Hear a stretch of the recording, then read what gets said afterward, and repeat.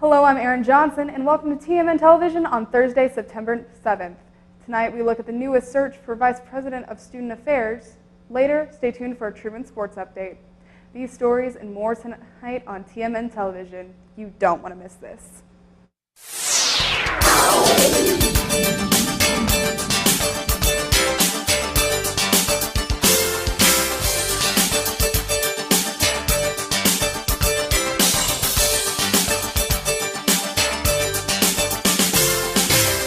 Lou Ann Gilchrist will continue to serve as Vice President of Student Affairs during this fall semester after the university was unable to find a replacement within its search window.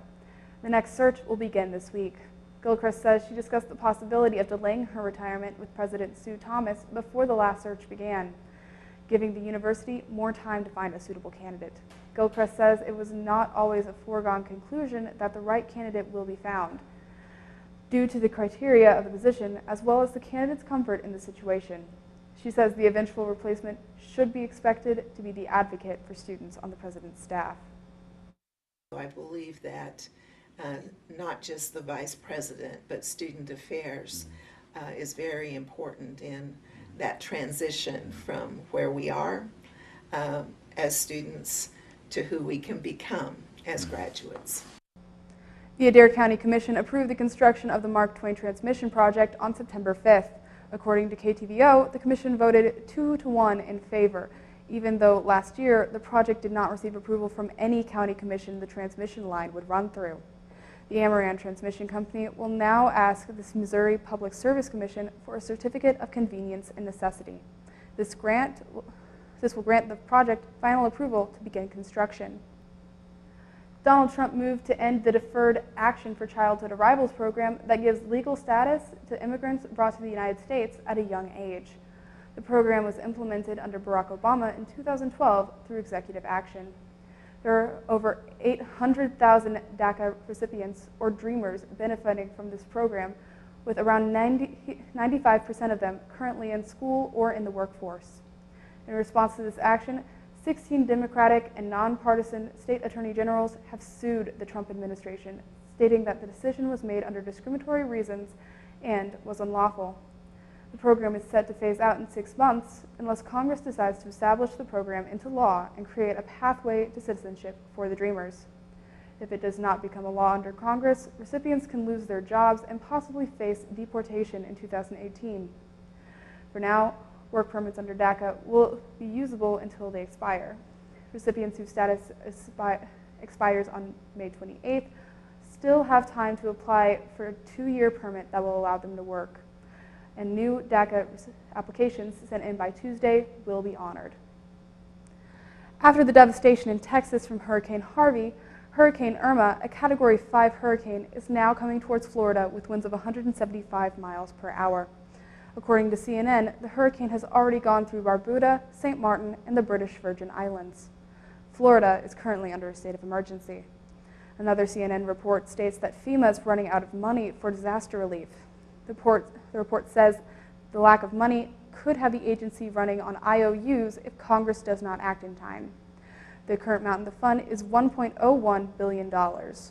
Over $540 million of that is still being set aside for efforts in Texas. Next, stay tuned for a Truman Sports update. But before all that, let's take a look at this week's forecast.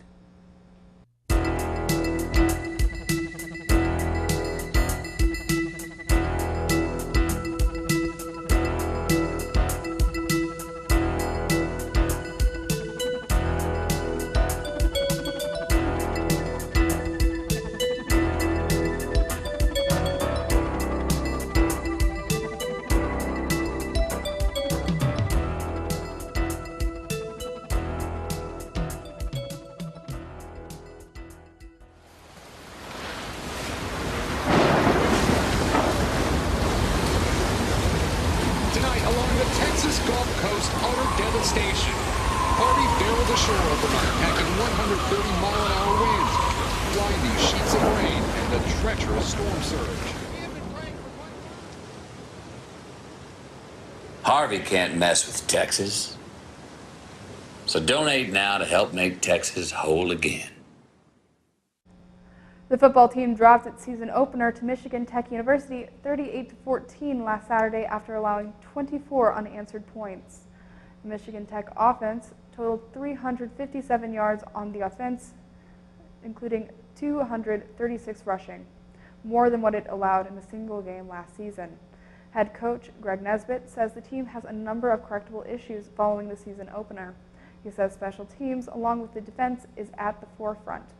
He says the team, especially the young players on the offensive line and defensive secondary, will need more game experience for the matchup against the explosive offense of NAIA opponent Morningside College.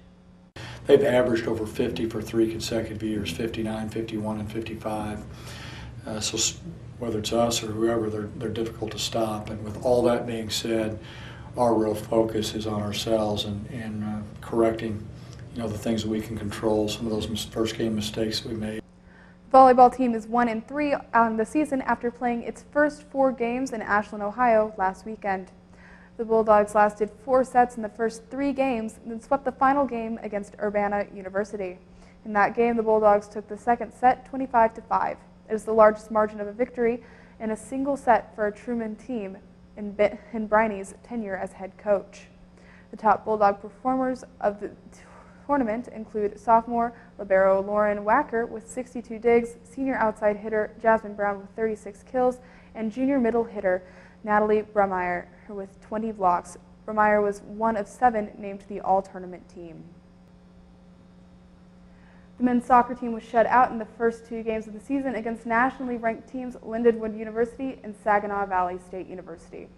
It is then followed with those losses with its first victory in the home opener where it shut out Southwest Baptist University. The Bulldogs have never lost to Southwest Baptist in 13 meetings. In that game, 4 goals were scored by 4 different Bulldogs: sophomore forward Jake Koenig, sophomore forward Matt Yankowitz, senior forward Jeremy Rohagen, and junior Trevor Kaufman each scored. The Bulldogs will begin their conference schedule at Quincy University tomorrow night. The women's soccer team opened the season with a tie at Ashland University. This is the 2nd straight year the women have started the season with a tie against Ashland. Senior midfielder Kelsey Murphy scored early in the second half on an assist from senior middlefielder Megan Orstendrop. The games stayed tied even after 2 overtime periods. The Bulldogs were shut out in their second game at Ohio Dominican University. The women will also start their conference season at Quincy University tomorrow night. The Bulldogs have split their 22 decided all-time meetings with the Hawks, along with tying them 4 times. The Bulldogs have won 2 and tied the other in their previous 3 meetings with Quincy. This has been your Truman Sports Update. Stay tuned right after the break. Every year, 40% of all food in the U.S. never gets eaten. 40%. That's almost half the food we produce. Food waste is a serious problem. It impacts all of us. And it's expensive. Your family is throwing $1,500 a year in the trash. We're working hard to put food waste on the chopping block. And you can do the same at home. Learn how to cook it, store it, and share it. Just don't waste it. Go to SaveTheFood.com. Thank you for tuning in with us tonight. For complete news coverage, be sure to stay tuned to KTRM and pick up a copy of the Index. Also check out our news content on tmn.truman.edu. Be sure to check out our variety show segments. You can also follow TMN on Facebook, Twitter, and Instagram for breaking news updates. And if you missed part of our broadcast tonight, check out TMN TV on YouTube. If you've ever thought about being on TV, be sure to head over to tmn.truman.edu/apply to fill out an application today. From all of us at TMN, thank you for tuning in and have a great rest of the week.